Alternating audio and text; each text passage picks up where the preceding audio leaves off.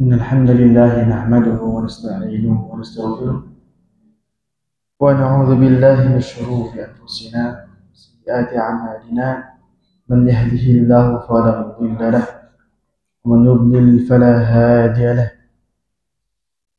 أشهد أن لا إله إلا الله أشهد أن محمدا رسول الله أما بعد معاشر المسلمين والmuslimat rahimakumullah. Puji syukur kehadirat Allah Subhanahu wa taala, seluruh nikmatnya kepada kita semua, khususnya kesempatan menuntut ilmu syar'i. Ini adalah merupakan murni sebuah karunia bagi seorang yang beriman,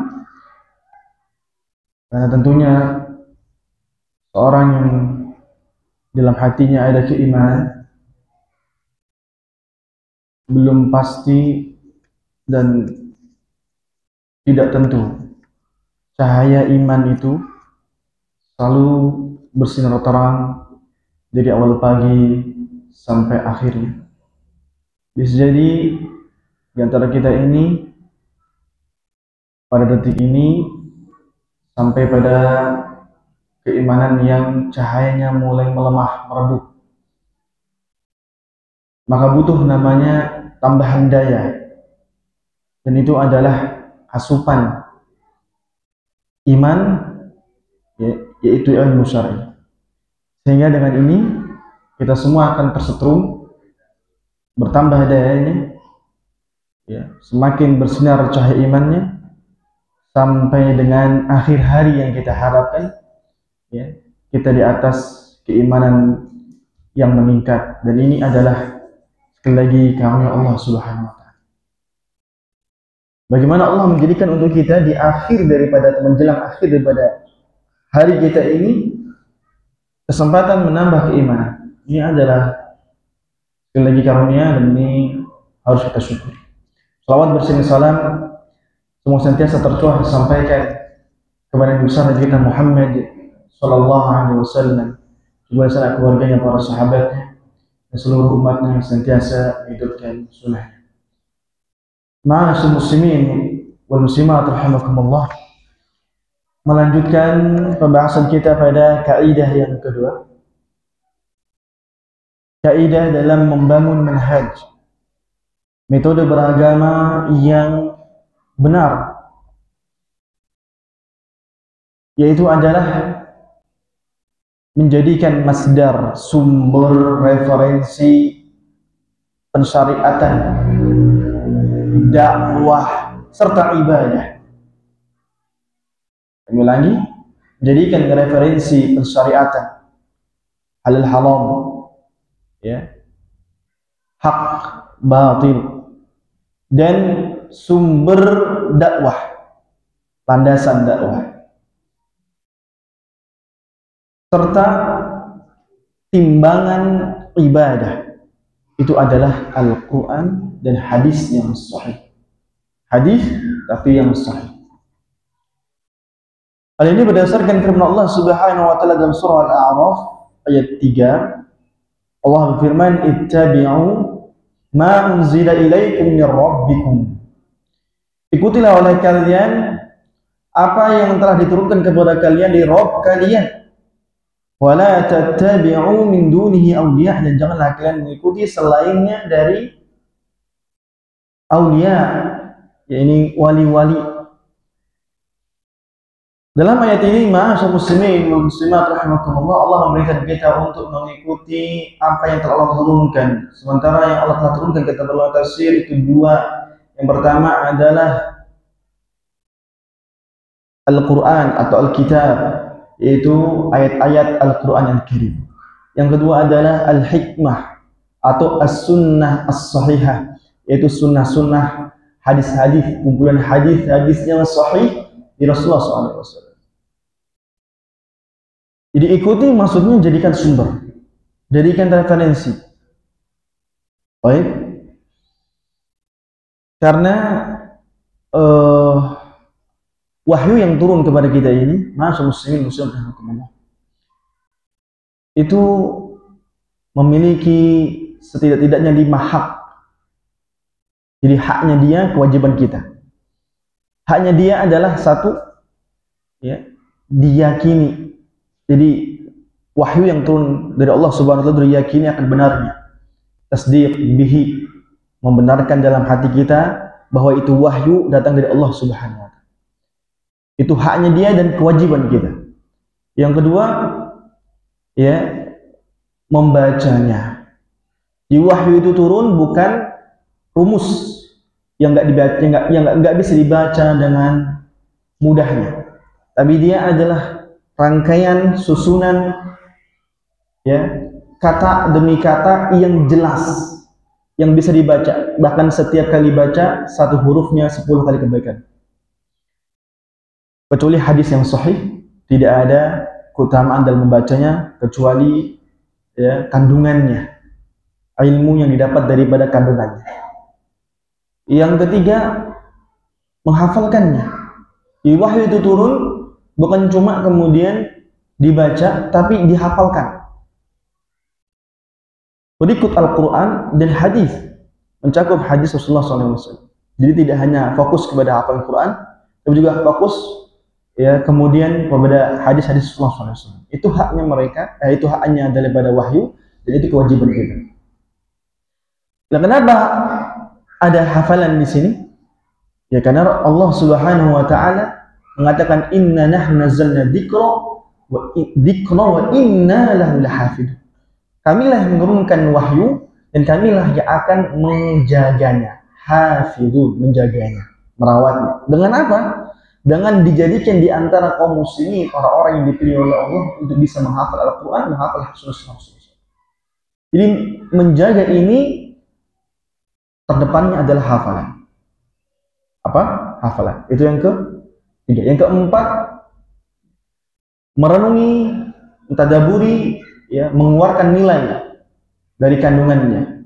Mentadaburi, ya, memfikirkan, merenungi, sehingga mengeluarkan nilai-nilai yang bermanfaat daripada kandungannya. Jadi wahyu itu untuk direnungkan.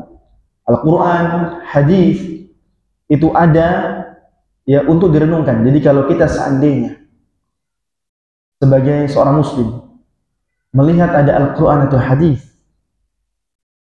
namun terbaca oleh lisan kita, tidak terbetik untuk difikirkan oleh hati kita, oleh kalbu kita, maka ini sebenarnya dia berteriak menuntut haknya, yaitu kewajiban kita.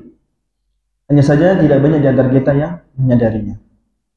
Kemudian yang kelima adalah ittiba. Ittiba ini dengan menjadikannya landasan dalam beramal. Al-Quran dan hadis itu adalah wahyu, diikuti dengan dijadikannya sebagai landasan dalam beramal. Ini haknya mereka, dan ini kewajiban kita. Baik. Kemudian Allah Subhanahu wa taala berfirman dalam surah Ali Imran ayat 132. Wa atiullaha war rasul la'allakum turhamun. Taatilah Allah dan Rasulnya. Taatilah Allah maksudnya, ya, terimalah dan ikutilah, patuhilah Al-Quran. Taatilah Rasul, terima dan patuhilah hadis yang sahih dari Rasulullah. Mengapa ada kata-kata sahih? Ya, karena hadis yang sahih, hadis yang dapat dibuktikan tersambungnya hadis itu secara asal kepada Rasulullah SAW. Benar dan valid adalah itu sabda Rasulullah SAW, atau perbuatan Rasulullah SAW, atau itu adalah penetapan pengukuhannya Rasulullah SAW. Itu namanya hadis yang sahih. Maka harus kata-kata sahih di belakangnya. Kemudian Allah Subhanahu wa taala berfirman dalam surah Az-Zukhruf ayat 43. Fastamsik billadzi uhiya ilaik. Berpegang teguhlah dengan apa yang telah diwahyukan kepadamu. Dan Allah wahyukan kepada Rasulullah SAW itu dua. Bukan cuma satu. Wahyu itu kalau dibilang wahyu dua. Itu kaidahnya. Pertama Al-Quran, yang kedua adalah hadis. Kami ulangi, kalau disebut wahyu, langsung bayangkan dua. wahyu Al-Quran dan wahyu hadis. Beda antara wahyu Quran dan wahyu hadis. Wahyu Quran itu makna dan lafadznya dari Allah. Wahyu hadis maknanya dari Allah, lafadznya dari Nabi SAW. Jadi semuanya dari Allah Subhanahu wa taala. Subhanahu wa taala. Bedanya tadi, ya, hadis hanya lafadznya dari Nabi SAW. Baik, sehingga Nabi tidak mungkin berbuat atau mengarang-arang, mengada-ngada. Kenapa? Karena makna yang akan dia lafadzkan sudah ditetapkan oleh Allah. Kapanpun Nabi melafatkan yang keluar dari makna yang sampai kepadanya, kata Allah, la akhadnahu minhu bil yamin, kami akan renggut Muhammad dengan tangan kanan kami, tsumma laqata'na minhu watin, kami putus urat Nabi. Berat jadi Nabi. Salah lafaz sedikit, lewat satu huruf saja dari makna yang Allah inginkan, meninggal. Jadi tidak mungkin Nabi SAW melafatkan satu lafaz yang keluar dari makna Allah Subhanahu, dari makna yang Allah inginkan. Itu yang perlu dicamkan. Itu hebatnya wahyu. Jadi tidak akan mungkin Nabi mengada-ngada. Kenapa? Satu lafaz sampai dia keluar dari makna yang Allah inginkan, Nabi meninggal. Nabi meninggal, diputus nadinya langsung. Walau taqawwala 'alaina ba'dul ard. Ya, ba'd. Sekalipun cuma beberapa huruf. Potongan kata. Baik. Kemudian surah Al-Hujurat ayat 1. Allah berfirman, "Ya ayyuhalladzina amanu, la tuqaddimu baina yadayillahi wa rasul." Wahai orang yang beriman, yang dalam relung dadanya ada keimanan kepada Allah, jangan kalian dahulukan di hadapan Allah dan Rasulnya. Gimana ceritanya? Di hadapan Allah dan Rasulnya, Allah gaib. Rasul sekarang gaib. Sekarang gaib. Tidak ada di hadapan kita. Al-gaib itu adalah yang tidak bisa kita pandang pada saat ini. Ya, ada al-gaib yang sifatnya lama, ada gaib yang sifatnya sementara. Istri kita gaib sekarang. Sementara nanti pulang ke rumah tidak lagi gaib. Ya, anak kita pun sama. Nah, Rasulullah SAW adalah gaib yang cukup lama dan tidak selama-lamanya. Karena nanti pada saatnya kita akan di akhirat, ya, Nabi akan melihat pada umatnya, dan Allah pun Subhanahu wa taala juga akan menghakimi setiap hamba. Di situ kegaibannya mulai terurai. Nah, di sini muslimin, bagaimana kita tidak boleh mendahului Allah dan Rasulnya sementara Allah dan Rasulnya tidak wujud di hadapan kita? Maksudnya berarti bukan Allah, ya, bukan maksudnya Allah yaitu adalah zatnya Allah, tapi adalah yang termasuk dari bagian Allah, yaitu kalamullah Al-Quran. Adapun Rasul jangan mendahului Rasulullah SAW, sementara Rasul sudah tidak, Rasul itu gaib, tidak ada. Maksudnya bukan mendahului zatnya Rasul dengan langkah kaki kita, dengan kemudian posisi kita, tapi jangan mendahului sabdanya Rasulullah SAW, yaitu hadis-hadisnya Rasul. Jadi mendahului berarti kita mengedepankan selain Al-Quran dan hadis. Jangan, la tuqaddimu, jangan pernah kedepankan. Lalu kemudian dalam surah Al-Isra ayat 36, Allah Subhanahu wa taala berfirman, "Wa la taqfu ma laysa laka bihi 'ilm." Jangan kamu berhenti kepada apa yang kamu tidak memiliki ilmu terhadapnya. Innas sam'a wal basara wal fu'ada kullu ulaika kana 'anhu mas'ula. Sesungguhnya pendengaran, penglihatan dan hati masing-masing akan dimintai atau dimintai pertanggungjawaban atau akan ditanya oleh Allah Subhanahu wa taala akan hal tersebut, sesuatu yang tak diketahui, ya. Lalu kemudian dia bicarakan. Ayat ini seringkali para ulama mendalilkan untuk perkara-perkara akidah. Karena perkara akidah itu mendominasinya adalah hal-hal yang gaib. Alladzina yu'minuna bil ghaib, yang beriman dengan kegaiban. Iman itu ada 6 rukun. Al-imanu billah wa malaikatihi dan malaikat-malaikatnya, iman kepada kitab-kitabnya, kepada rasul-rasulnya, kepada hari akhir, kepada takdir ya, yang baik dan yang buruk. Itu semua gaib. Allah, malaikat, kitab-kitab, kecuali Al-Quran sekarang. Tapi kitab-kitab yang 3 gaib. Kita nggak pernah lihat. Namanya gaib. Rasul sama sekali kita tidak pernah lihat. Gaib juga. Yaumil akhir apa lagi? Lalu kemudian takdir, satu yang gaib. Kita nggak tahu. Itu semua ya tentang kegaiban. Dan kita tidak punya ilmu. Wala taqfu. Maka jangan pernah menggunakan sesuatu yang sumbernya adalah hanya sekedar pendengaran yang engkau dengar, hanya sekedar penglihatan yang engkau lihat, atau hanya sekedar pemikiran yang engkau simpulkan. Jadi jangan gunakan itu, karena kita dilarang untuk ya menggunakan itu pada perkara yang ternyata secara dominasi akidah itu gaib. Maka untuk itu kita menggunakan apa? Landasan kita adalah untuk mengedepankan Al-Quran dan hadis. Ya, Al-Quran yaitu ayat-ayat suci Al-Quran, hadis-hadis Nabi SAW dan hadis-hadis Nabi SAW.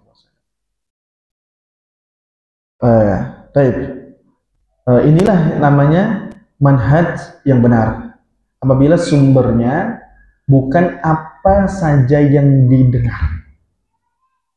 Karena tidak semua yang didengar itu adalah tentang manhaj, tentang kebaikan yang akan menjadikan manhaj metode agama kita murni.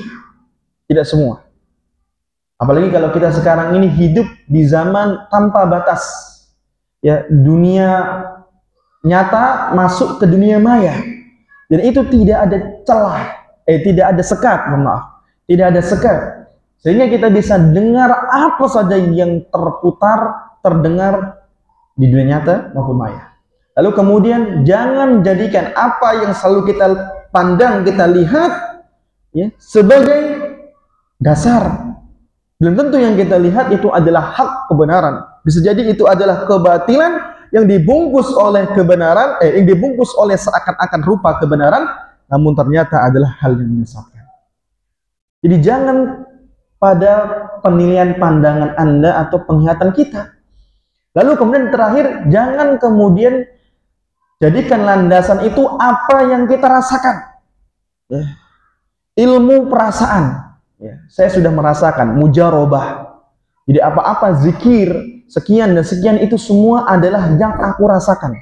Dan aku merasakannya A, B, C, D, lakukanlah zikir tersebut 1000 kali. Ini semua adalah tentang apa yang dirasa. Dan jangan pernah jadikan landasan perasaan. Ya. Perasaan, pemikiran, yang itu hanya kesimpulan daripada akal. Baik, maka kata Allah, la taqfu. Jangan kau berdiri di atasnya. Jangan kau berpijak, berlandas dengannya. Baik. Kemudian Allah Subhanahu wa taala firman dalam surah An-Najm ayat 1-3, ini menguatkan ayat yang menguatkan bahwasannya apa yang terucap, terlafaz dari lisan Nabi SAW yang bentuknya Al-Quran maupun hadis tidak mungkin di atas hawa nafsu, tidak mungkin di atas kesesatan, kesalahan. Wan najmi idza hawa ma dhalla sahibukum wa ma ghawa wa ma yantiqu 'anil hawa. Tidaklah akan sesat siapa sahabatmu Rasulullah SAW, dan tidaklah akan menyimpang dirinya, dan tidaklah dia berkata dari hawa nafsunya. Tidak. Sehingga maksudnya ini ayat yang mensucikan Al-Quran dan hadis dari kesalahan. Karena tidak pernah diimbangi hawa nafsu, ditunggangi kepentingan dan hawa nafsu. Tidak pernah. Sehingga kalau kita mengikuti sesuatu yang disebut suci dari hawa nafsu, kita akan sampai kepada jalan yang lurus. Karena kalau hawa nafsu, ara'aita mittakhadha ilahu hawa. Kalau kita membenarkan hawa nafsu, apa yang terbetik, terceletuk dalam diri kita, kita ikuti selalu, maka kita akan menuhankan hawa nafsu. Kita akan lupa dari Allah Subhanahu. Jadi kita nggak akan di jalan yang lurus. Kita keluar rel dan harus. Makanya Allah mengatakan, apakah engkau lihat bagaimana orang itu bisa menjadikan hawa nafsunya sebagai sembahan. Allah kalah dengan hawa nafsunya. Baik. Sehingga ikutilah sumber ini, yakin, ya, pegangi, karena ini adalah sumber yang akan menghantarkan pada jalan yang lurus, karena dia suci dari kepentingan, dia suci dari hawa nafsu. Kepentingan maksudnya kepentingan duniawi, kepentingan yang melalaikan diri Allah Subhanahu wa Ta'ala. Makanya Rasulullah SAW bersabda dalam sebuah hadis riwayat Imam Al-Hakim dari sahabat Jabir, taraktu fikum syai'aini lan tadillu ba'dahuma, aku wariskan di tengah-tengah kalian dua hal, dan tidak akanlah kalian tersesat ketika kalian, ya, bersandar kepada keduanya. Tidak ada kesesatan setelah bersandar dengan keduanya. Kitaballahi wa sunnati, Al-Quran dan sunnahku. Sunnahku di sini berarti bukan sekedar yang disebut sunnah, tapi sunnahku ini Rasulullah SAW yang benar-benar pantas dan valid bersandar kepada Rasulullah SAW. Makanya kata kalimat sunnah sahihah, sunnah yang sahih. Karena sunnah itu ada yang palsu, ada yang di atas namakan sunnah sehingga itu lemah, ada yang hasan yang bisa diamalkan masih, dan ada yang sahih yang ini pasti diamalkan. Sehingga kita, ya, tidak sekedar menggunakan yang namanya sunnah, tapi kita menggunakan yang namanya sunnah sahihah. Kan kalimatnya sunnati, sunnahku, itu Rasulullah SAW, itu sunnah yang benar dan bisa dibuktikan, valid, bersambung, berasal dariku, itu punyaku. Kalau cuma atas nama sunnah, semua bisa diklaim atas nama. Sehingga ini penting sekali kebutuhan kita untuk membatasi daerah sunnah dengan sunnah yang sahihah. Inilah beda kita, ya, beda orang-orang, ya, di tengah-tengah kaum muslimin. Kenapa ada perbedaan? Karena ada di antara mereka yang tahu ilmu ini, ada yang tidak. Mereka hanya tahunya, ya, cinta Rasulullah SAW. Jadi apapun yang di atas namakan dan belum tentu itu valid dari Rasulullah SAW dikerjakan. Baik. Sementara ketika yang itu valid dari Rasulullah SAW itu sahih, tapi menyalahi kebiasaan mereka, ditolak. Ini yang disebut, ya, perbedaan manhaj. Dan itu tak bisa disatukan kecuali dia mau menerima manhaj ini. Sunnah sahih. Apa dalilnya? Sunnati. Ada ti. Bukan cuma sunnah, tapi sunnati. Sunnahku. Itu Rasulullah SAW. Jadi yang harus benar-benar berasal dari Rasul. Kalau cuma atas nama sunnah, belum tentu dari Rasulullah SAW. Bisa dan sering dipalsukan. Bahkan di zaman dahulu, seorang khalifah, ya, imma al-Ma'mun, imma Harun ar-Rasyid. Ya, pokoknya khalifah yang mulia di zaman dinasti Islam, dia telah menangkap seorang pemalsu hadis, dan pemalsu hadis tersebut mengatakan, aku sudah sebarluaskan hadis-hadis palsu ini ribuan di tengah-tengah kaum muslimin. Maka cukuplah bagiku, ya, kepalsuan itu tersebar, dan silahkan kau lakukan apapun, kau berikan sanksi apapun atasku. Jadi memang dia mati demi rela mati untuk memasukkan hadis Rasulullah. Maka kata khalifah tersebut, aku akan kumpulkan ulama-ulama hadis untuk membasmi hadis palsu. Sehingga tidaklah hadis palsu tersebut, ya, kecuali tersebar, dan tidaklah setelah tersebar dibantah, dikumpulkan, lalu kemudian tidak dihapus, tidak dihilangkan, ya. Jadi perbandingan tetap ada oleh para ulama hadis. Makanya ada kitab Al-Hadits Al-Mawdu'at, hadis-hadis yang dipalsukan. Ada, cuma nggak perlu dihafalkan. Kalau kita mau yang kita dapat di hadis palsu tidak, lihat bukunya. Oh, kalau ada di situ berarti hadis palsu. Jadi untuk referensi, bukan untuk diamalkan. Baik. Setelah kita menyebutkan daripada penjelasan ini, berkata Syekh Shalih Al-Fauzan hafizahullah, "Hada min tamami ma sabaqa wa hada min tamami ma sabaqa wa iqamatil adillati alaih." Ini termasuk kesempurnaan atau penyempurnaan pembahasan yang lalu dan termasuk penyebutan landasan dalil-dalil akannya. Jadi yang sebelumnya itu kita bahas bahwa agama ini dibangun atas keikhlasan dan mutabaah, ikuti Rasulullah SAW. Dan itu semua tidak akan bisa kita raih, ikhlas, kita nggak akan bisa raih, dan mutabaah mustahil kita akan dapatkan kalau tidak kita jadikan sumber dalam beramal Al-Quran dan hadis yang sahih. Dan dalilnya telah jelas, kami telah sebutkan tadi, barusan kita bacakan, bahwa annal amal la yakunu maqbulan 'inda Allah illa idza kana muwafiqan lima anzalallahu min kitab wa sunnah. Yaitu adalah kita sampai kepada kesimpulan bahwa amal soleh itu tidak akan diterima di sisi Allah Subhanahu wa taala. Jadi amal soleh tidak akan jadi soleh di sisi Allah kecuali apabila amal tersebut sesuai dengan apa yang telah disebutkan dalam Al-Quran dan hadis yang sahih. Jadi maksudnya seperti ini. Jadi apapun kita lihat amalan kita kok nggak ada hadis sahihnya, amalan kita kok justru melawan ayat, maka itu kita amalkan ribuan kali, kita amalkan dengan khusyuknya luar biasa, itu semua tidak akan mengangkatnya menjadi amal soleh di sisi Allah Subhanahu. Karena amal itu apa yang Allah ridhoi, Allah cintai, apa yang Allah mau maksudnya, bukan apa yang kita mau.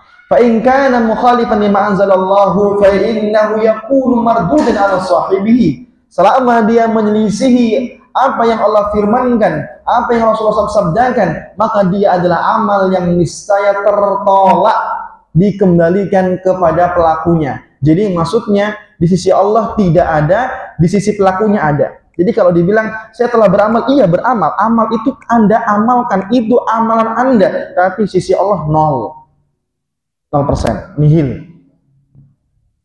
Jadi ini pelajaran sebenarnya buat kita semua ya.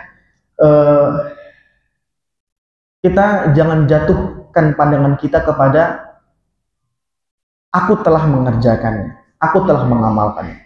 Karena yang amal soleh yang tertolak itu disebut tertolak di sisi Allah, tapi di sisi pelakunya terlaksana. Amal itu terlaksana sampai berakhir, bahkan haji bila perlu dari awalnya sampai akhirnya dia laksanakan. Bukan berhenti tertolak, maksudnya berhenti di tengah-tengah, putus di tengah-tengah, enggak. Dia tetap laksanakan, berhasil laksanakan. Tapi di sisi Allah 0. Di sisi Allah Subhanahu wa taala tidak ada. Nah, sehingga itu jatuhkan pandangan kita kepada apa yang di sisi Allah Subhanahu wa taala, bukan apa yang kita kerjakan. Jadi kalau kita mengamalkan sesuatu, bukan saya telah mengamalkan, jadi apakah amalan ini diterima oleh Allah Subhanahu. Nah, itu dia pada kesimpulan itu. Bukan saya telah mengerjakan, tapi apakah amalan ini telah diterima oleh Allah atau mungkin diterima oleh Allah. Innallaha thayyib. Allah itu maha indah. Layak bahu illa thayyiba, tidak akan menerima kecuali yang indah. Amalan berarti amalan yang indah sesuai dengan keindahan Allah Subhanahu.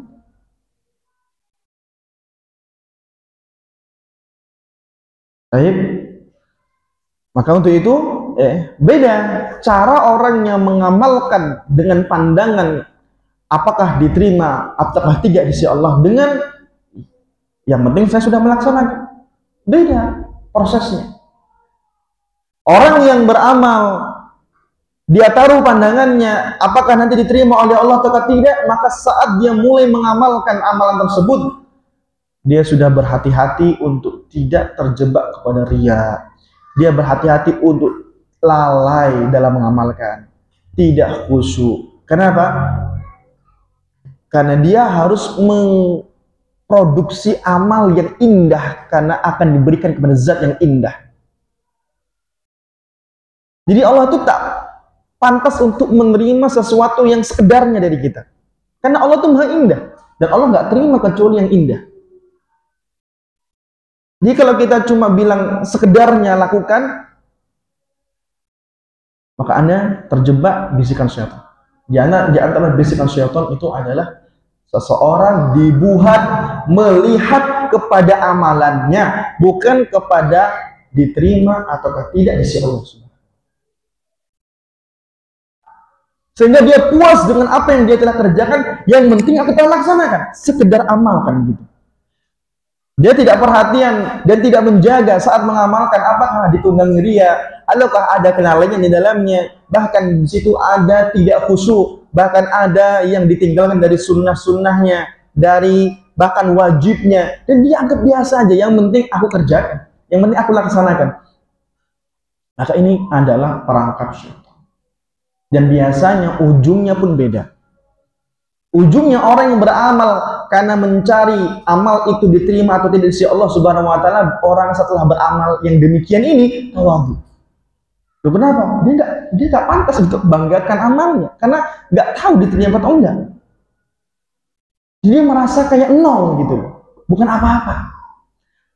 Kebalikannya dengan orang yang dia melihat, ya saya telah mengamalkan, saya telah melaksanakan, itu biasanya ta'ajjub. Dia akan merasa bangga dengan dirinya, bangga dengan amal. Dia anggap dia soleh. Orang selainnya yang tidak mengamalkan, tidak soleh. Nah ini yang perlu kita perhatikan. Wahadil ayatu wahadil ahadis tu'akkidu hadal ma'na. Maka seluruh ayat, seluruh hadis yang telah disebutkan ini memperkuat, mendukung ya kandungan yang telah kita jelaskan, makna yang telah kita sampaikan. Wa huwa annahu la budda lil muslimil amili min ittiba'i sunnati wal amali bil qur'ani was sunnati wa tarki ma khalafa al kitaba was sunnata min al ara'i wa min al ibadati wa min jami' tasarrufati li tukhalifu kitab was sunnah. Bahwa seharusnya seorang muslim yang beramal berdasarkan ittiba, berlandaskan sunnah Rasulullah SAW, itu sejatinya apabila dia beramalkan ya, dan tatkala amal itu dicari landasannya muncul dalam Al-Qur'an, kalau tidak dalam Al-Qur'an muncul dalam hadis yang sahih. Jadi tatkala kita diajari, dididik di dalam majelis ilmu kita, apakah amal itu ada landasannya, ujungnya ini atau sambungannya ini. Ya, itu bentuk kasih sayang kita kepada saudara kita. Namun kita tidak bisa paksakan saudara kita untuk menerima itu dengan lapang dada. Seringkali tersinggung. Dalil, wah, apalagi ya kita tanya. Sebenarnya itu adalah ungkapan rasa sayang kita. Karena wahai saudaraku, daripada engkau 1 jam, 2 jam mengerjakan amalan tersebut yang ternyata tidak ada dalilnya, engkau capek, engkau lelah, engkau harapan pahala, tapi tidak ada pahala.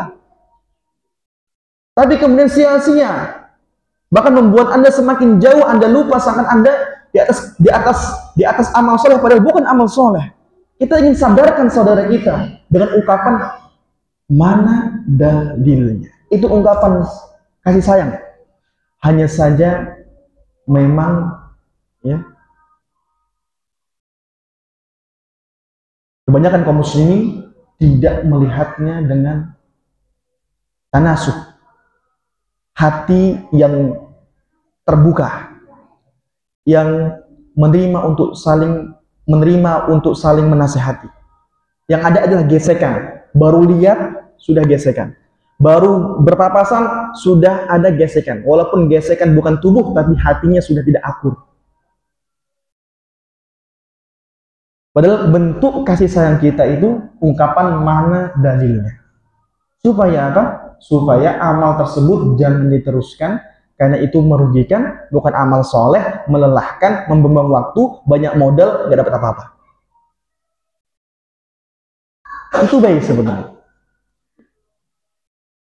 Dan ini juga untuk catatan untuk teman-teman. Tatkala kita menyampaikan mana dalilnya, itu bukan berarti kita alim ulama. Mana dalilnya berarti kita tahu dalil semuanya, bukan. Itu bentuk kasih sayang kita kepada dia. Bukan untuk mengajarinya, bukan untuk kemudian mengguruinya, tapi untuk saling menasihati, mengingatkan, memperingatkan. Baik, itu juga catatan buat kita yang mengungkapkan hal tersebut. Fata'atul mutlaqatu lillah. Ketaatan yang mutlak itu milik Allah. Wa kadzalika ta'atu li rasulih sallallahu alaihi wasallam. Begitu pula ketaatan kepada Rasulullah SAW. Itu ketaatan mutlak. Tidak ada pilihan. Mutlak itu maksudnya tidak boleh memilih. Memilah-milih tidak boleh. Mengambil yang ini, yang meninggalkan yang itu, tidak boleh. Dari A sampai Z, dari awal sampai akhir, terima semuanya, mutlak. Itu ketaatan kepada Allah dan Rasulnya. Makanya kita bilang, kalau kita tidak tahu, wallahu a'lam. Ketika Rasulullah SAW masih hidup, wallahu a'lam, wallahu wa rasuluhu a'lam. Ketika Nabi meninggal dunia, wallahu a'lam. Itu menunjukkan bahwa ilmu semuanya bersumber dari asalnya Allah, dan yang kedua adalah Rasulullah SAW. Ketaatan ya untuk mengambil ini dan itu, halal dan haram, boleh dan tidak boleh, ini hak itu batil, dari Allah dan Rasulnya. Ketika Rasulullah meninggal dunia, ya, maka Allahu a'lam, Allah yang maha tahu. Lalu kemudian ketika Rasulullah SAW masih ada, Allah wa Rasul a'lam. Baik. Makanya kenapa kita bilangnya Allah wa a'lam. Jadi kalau para sahabat bilangnya Allah wa Rasul a'lam, karena Rasulnya ada. Menghormati Rasul di tengah-tengah mereka. Lalu saat itu apa nggak menyetarakan Allah dan Rasulnya? Iya, itu apakah dia menyetarakan Allah dan Rasul dengan Allah wa Rasuluhu? Apakah itu kesyirikan?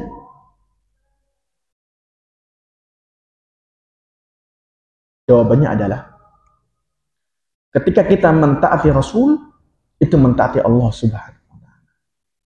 Sehingga ketaatan Rasul itu mengikuti ketaatan Allah Subhanahu wa ta'ala. Artinya, mengapa kita mentaati Rasul secara mutlak? Karena Allah yang perintahkan. Karena Allah yang suruh. Kalau Allah nggak perintah, kalau nggak suruh, kita nggak taat. Kecuali hanya Allah Subhanahu wa ta'ala.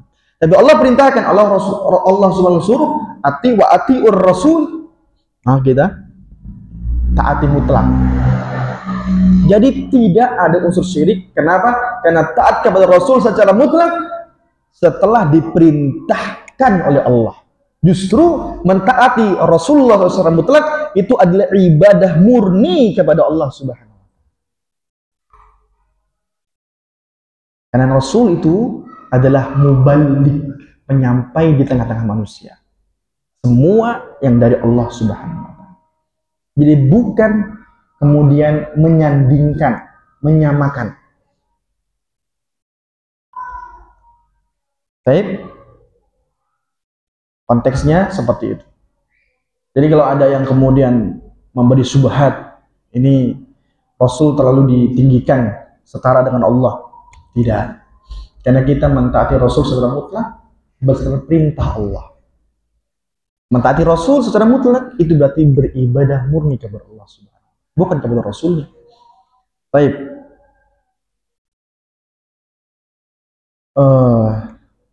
Mungkin itu yang dapat kami sampaikan ya.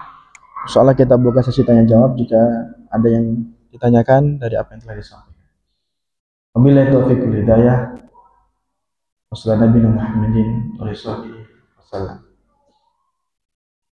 Ya, pertanyaan? Assalamualaikum warahmatullahi wabarakatuh.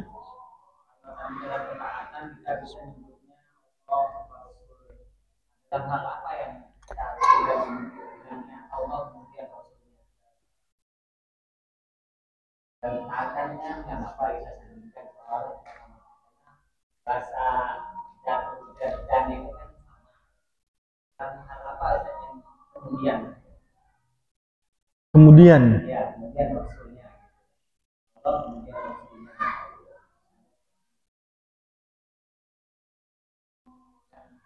oh ini baik, itu adalah dalam masalah eh, kehendak, ya. Allahu wahdah atau Allahu tsumma syi'ta, kemudian engkau ya Rasulullah SAW.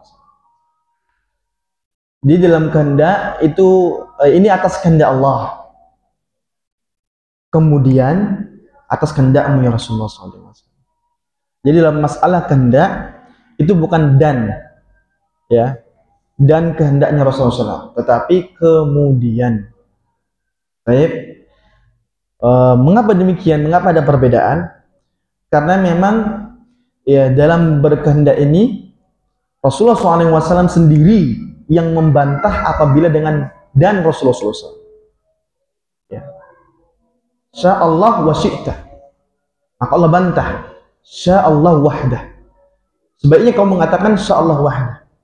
Hanya Allah semata. Tapi kalau bila perlu denganku juga dan aku punya peran di situ, maka katakan kehendak Allah kemudian kehendak Rasulullah SAW.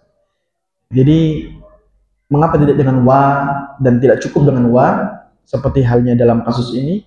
Maka karena Rasulullah SAW yang mengkoreksi langsung, mengklarifikasi langsung, sehingga kita akhirnya dalam masalah itu kehendak kita menggunakan kemudian. Baik, ada dulu. Nanti jika ada pertanyaan masuk, silakan. Assalamualaikum warahmatullahi wabarakatuh.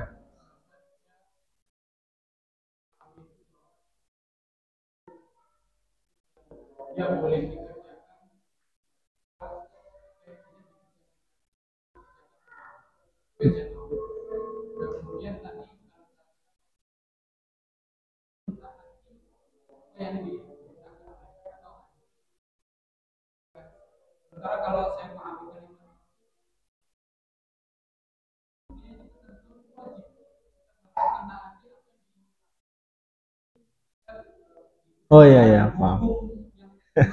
Betul. Yes. Yes. Azan dulu ya. Ya, silahkan.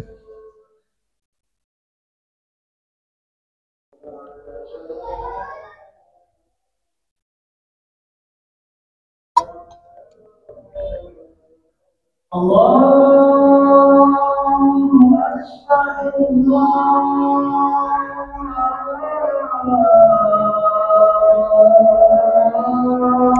Akbar, Allah, Allah. Allahu Akbar,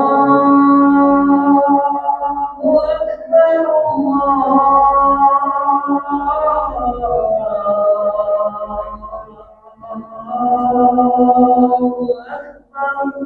Allah. أشهد أن لا إله إلا الله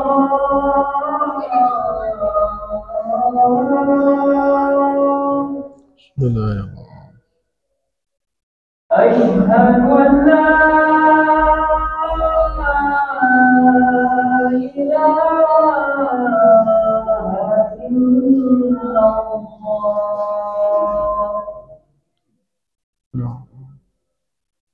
أشهد أن محمدا رسول الله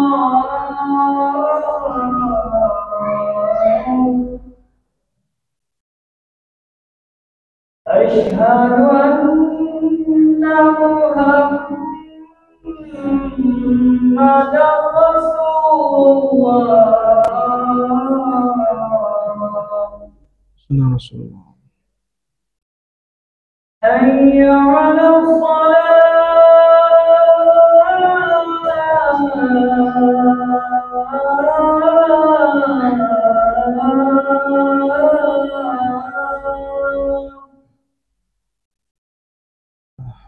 حي على الصلاة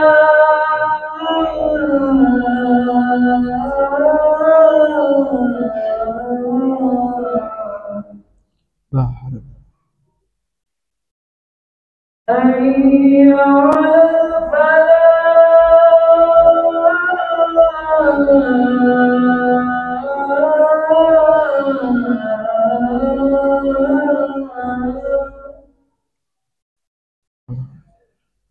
حي على الفلاح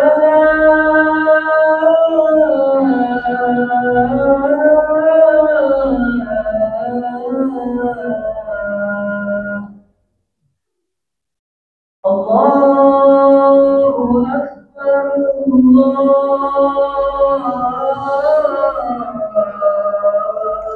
الله أكبر Allah. لا إله إلا الله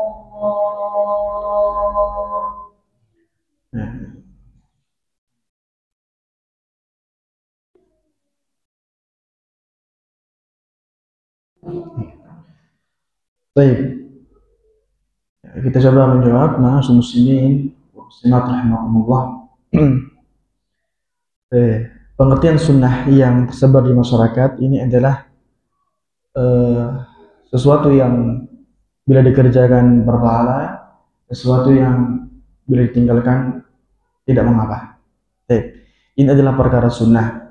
Sementara kita tadi dengar pemaknaan taat kepada Rasulullah itu suatu hal yang diperintahkan, berarti mengandung unsur keharusan. Jadi bagaimana itu sunnah Rasulullah adalah sesuatu yang boleh ditinggalkan, tapi maknanya seakan diperintahkan, sesuatu yang bertentangan. Kita jawab dulu bahwa satu, memaknai sunnah itu ketika dengan versi yang beragam maka akan kita temukan banyak pemaknaan. Kalau sunnah itu dimaknai oleh ahli hadis, yaitu orang-orang yang ahli dalam ilmu hadis.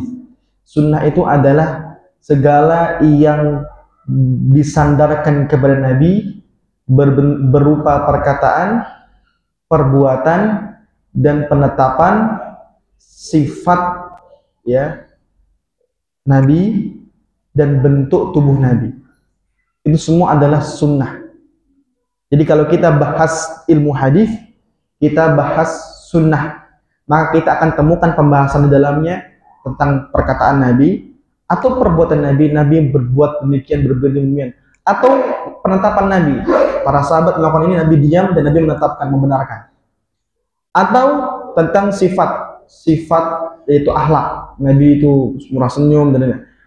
Atau tentang bentuk tubuh Nabi.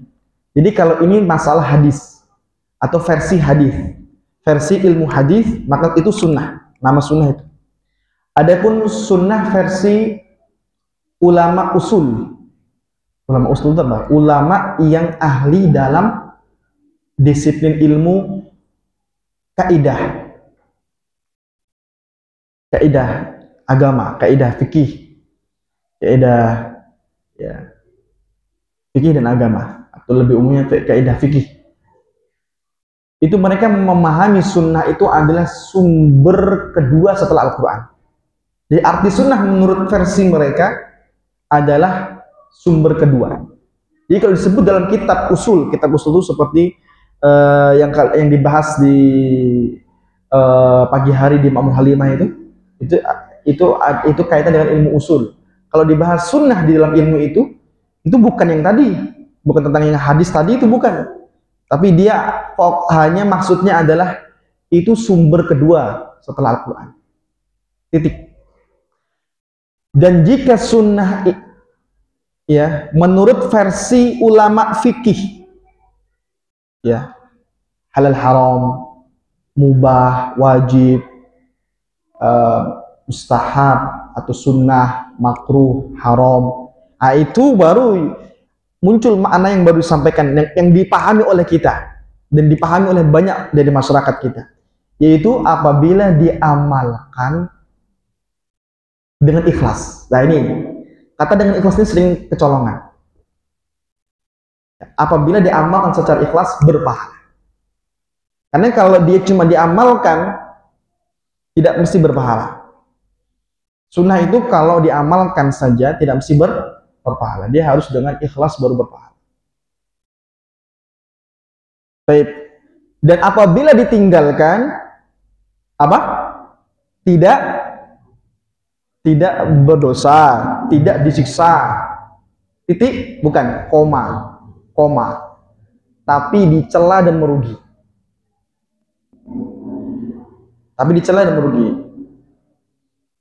Prakteknya bagaimana? Imam Ahmad menyebut orang yang meninggal sholat witir. Witir itu sunnah. Kata Imam Ahmad, rajulun su, laki-laki yang buruk. Kalimat ungkapan laki-laki yang buruk itu bukan hukuman atau sanksi, ya, atau ya hukuman atau sanksi, tapi itu adalah celaan atau ungkapan merugi. Baik, karena dia kehilangan sunnah, kehilangan pahala yang bisa membuat dia dicintai oleh Allah, mematikan sunnah dengan cara tidak mengamalkannya sehingga menimbulkan orang-orang tidak tahu tentang amalan tersebut. Jadi dia berkontribusi dalam meninggalkannya.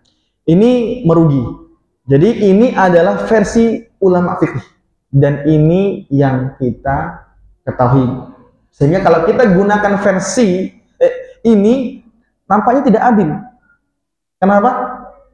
Karena nanti kita akan kebentur dengan orang ahli hadis. Ahli hadis mengatakan sunnah itu bukan seperti itu. Nanti ulama usul mengatakan enggak, sunnah itu seperti ini. Jadi kita bingung ini sunnah yang mana. Karena ternyata masing-masingnya versinya. Apa makna sunnah yang mengumpulkan semua tadi? Semua versi itu menjadi sepakat. Jadi kita tidak membawa ke versi lagi. Tapi kita membawa kepada kesepakatan, mufakatan. Yaitu adalah sunnah adalah seluruh ajaran yang dituntunkan oleh Rasulullah SAW dan para sahabatnya. Jadi nggak cuma Rasulullah SAW dan para sahabatnya. Itu sunnah. Segala ajaran yang dituntunkan oleh Rasulullah dan para sahabat. Dalilnya ma'ana alil yauma wassalam. Yaitu adalah apa yang aku terbiasa kerjakan dan sahabat-sahabatku al-yaum, pada hari ini, pada saat ini, pada saat kami belum meninggal dunia. Itu sunnah. Dan sehingga dengan itu tidak ada versi lagi. Fikih pun menerima, hadis pun menerima, ulama usul pun menerima. Tidak ada lagi pertentangan. Konsekuensinya dari makna sunnah yang disepakati tadi, yaitu segala ajaran yang ditentukan oleh Rasulullah dan para sahabatnya. Bahwa di dalam tuntunan atau ajaran tersebut ada yang hukumnya wajib, ada yang hukumnya sunnah versi ulama fikih. Baik, sehingga kita tidak boleh bermudah-mudahan meninggalkan sunnah Rasulullah. Karena bisa jadi itu wajib ternyata. Karena bisa jadi wajib, bisa jadi sunnah. Baik, itulah mengapa tadi kita bilang ya, taatilah Rasulullah SAW itu perkara yang harus. Karena maksudnya adalah taati segala ajarannya dan para sahabatnya. Baik, loh kok para sahabatnya masuk Ustaz? Dalam hadis Ustaz menyatakan begini. Pasal ikhtilafan katsira. Alaikum bisunnati wa sunnatil khulafa'ir rasyidin. Kalian harus berpegang teguh dengan sunnahku dan sunnahnya para khulafa'ir rasyidin. Ini sunnah ini maknanya apa ini sunnah ini? Hukum fikih, hukum hadis, hukum usul. Bukan versi, tapi ini mana sunnah yang tadi mufakat, yang disepakati. Segala ajaranku dan sahabatku pada hari ini. Abdu alaiha bin nawajid, gigit erat. Itu itu perintah. Sehingga muncullah di sini hukum wajibnya. Karena tadi segala ajaran itu bisa wajib, bisa sunnah. Gimana kita bisa membedakan nanti itu hukumnya wajib, itu hukumnya sunnah? Kita lihat apakah yang diajarkan Rasul itu ada kata-kata harus,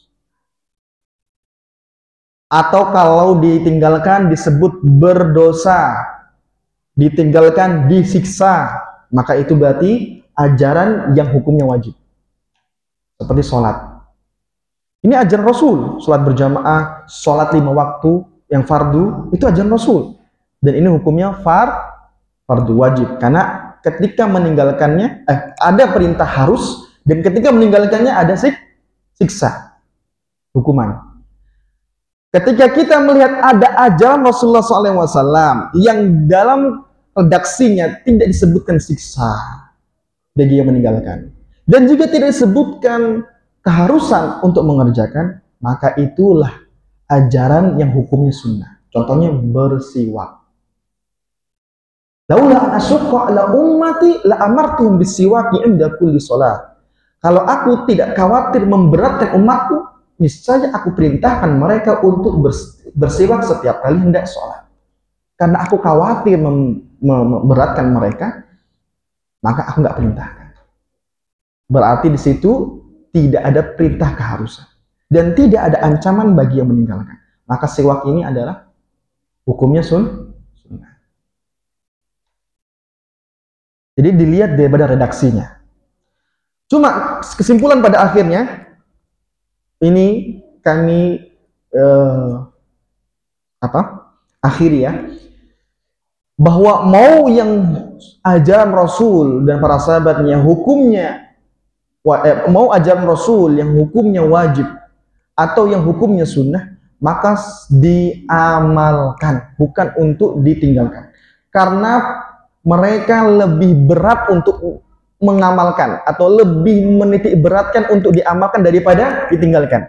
Karena yang namanya ajaran yang wajib itu perintah, dan ajaran yang sunnah itu juga perintah. Kalau kita lihat definisi ya, secara ilmu fikih itu, wajib dan sunnah itu sesuatu hal yang mirip.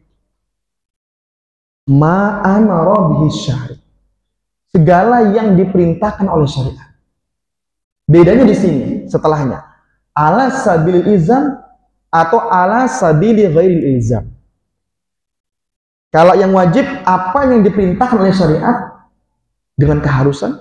Kalau yang sunnah, apa yang diperintahkan oleh syariat tanpa keharusan. Jadi semuanya hal yang diperintahkan. Awalnya hal yang diperintah, berarti diminta untuk diamalkan sebenarnya. Lebih dekat, lebih benar untuk mengamalkan ketimbang tidak. Jadi mengamalkan sunnah yang hukumnya sunnah, ya. Di sunnah hukumnya sunnah, yang sunnah hukumnya wajib ada, sunnah hukumnya sunnah, mengamalkannya itu lebih diutamakan. Karena meninggalkannya adalah apa? Kerugian. Sebuah nasihat yang menjadi penutup kita pada kesempatan kali ini adalah, apa bahasanya? Jangan sering buang nasi, karena satu butir nasi itu melalui proses yang panjang.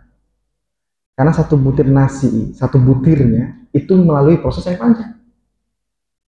Jangan pernah sering buang nasi. Begitu pula, jangan bermudah-mudahan tinggalkan sunnah. Karena setiap jengkal yang Rasulullah ajarkan dan sahabatnya sebarkan, itu melalui luka dan air mata. Puluhan tahun. Sehingga jangan pernah bahkan mulai dari dicela, disakiti, dilempari, diusir, disihir, diracun bahkan. Maka jangan pernah tinggalkan sunnah, sebagaimana kata orang, itu tuh toh cuma sunnah. Jangan pernah. Kenapa? Karena satu sunnah mengalami proses yang panjang dan lama dengan perjuangan yang luar biasa. Itu kata-kata yang terakhir daripada pertemuan kita. Wabillahi taufiq wal hidayah. Mudah-mudahan dapat dipahami tadi ya. Jadi ma'asyiral muslimin wal muslimat rahimakumullah, itu yang dapat kami sampaikan. Kurang lebihnya kami mohon maaf. Wabillahi taufiq wal hidayah wa sallallahu nabiyana Muhammadin wa alihi wasallam. Ya tutul majlis, subhanallahi wa bihamdihi, asyhadu an la ilaha illa anta, astaghfiruka wa atubu ilaik. Assalamualaikum warahmatullahi wabarakatuh.